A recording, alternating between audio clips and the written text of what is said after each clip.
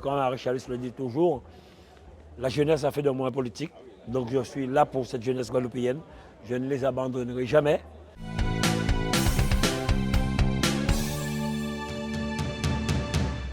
Puis 89, avec des amis, je pense à M. Joseph Thiolopin qui n'est plus, M. Vardarassin, M. Jabin, Jean-Claude.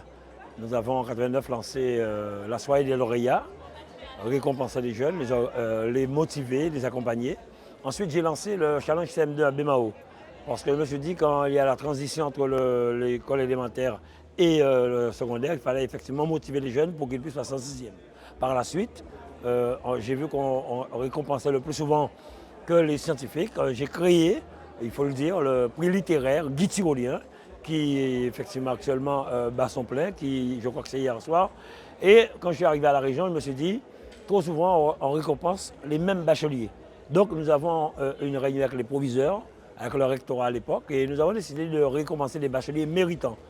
Un jeune peut avoir 10 de moyenne, enfin 10,5, 10 de moyenne, mais être un très bon bachelier. Et beaucoup de jeunes qui ont eu des moyennes inférieures à 15, je le dis entre la moyenne et 15, ont réussi dans la vie, ont créé des entreprises, ont même accompagné d'autres à faire leur vie. Et nous avons décidé effectivement que ce soit la personne qui travaille bien, qui est assidue, qui n'est pas en retard, qui est, comment on dit que ça, cultive la camaraderie, aussi la situation familiale de ces jeunes.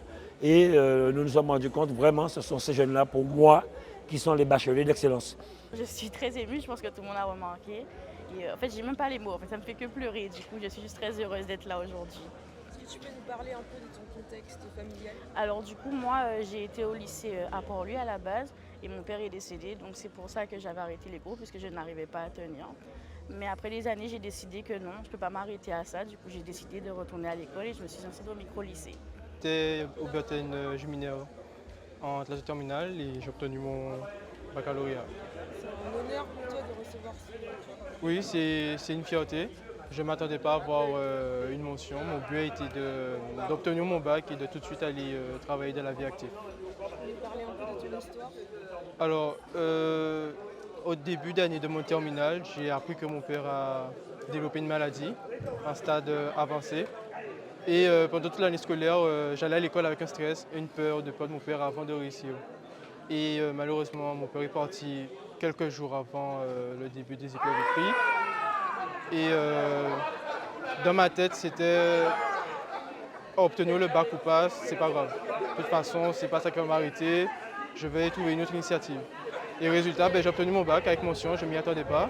Et en plus de ça, j'ai été sélectionné par le conseil régional. Vraiment, c'est un honneur pour moi de participer à cette cérémonie. Ça te remotive et tu te sens soutenu? Oui, là, je suis vraiment déterminé à reprendre les choses en main et à reprendre mon objectif.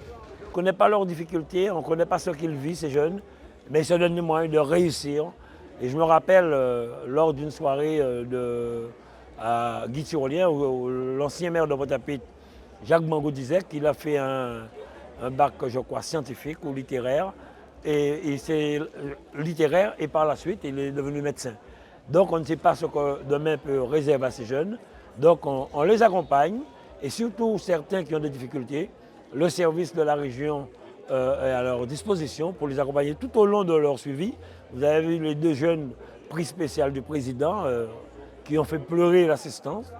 Un jeune qui a poursuivi malgré la perte de son père 2 jours avant le bac, il a réussi son bac. Et une autre jeune fille vraiment qui avait quitté l'école, qui a décidé de reprendre ses études, qui a eu son bac, voilà. Pour moi, c'est ça les bacheliers d'excellence, les bacheliers méritants. Et on continuera à les accompagner. Comme Henri Chalus le dit toujours, la jeunesse a fait de moi un politique. Donc je suis là pour cette jeunesse guadeloupéenne. Je ne les abandonnerai jamais. Je n'ai jamais dévié de ma ligne, même si certains veulent m'attaquer, me détruire. Mais je suis fier de ce que je fais, ce que j'ai fait et ce que je ferai encore en tant que politique ou non, pour la Guadeloupe et pour la jeunesse guadeloupéenne.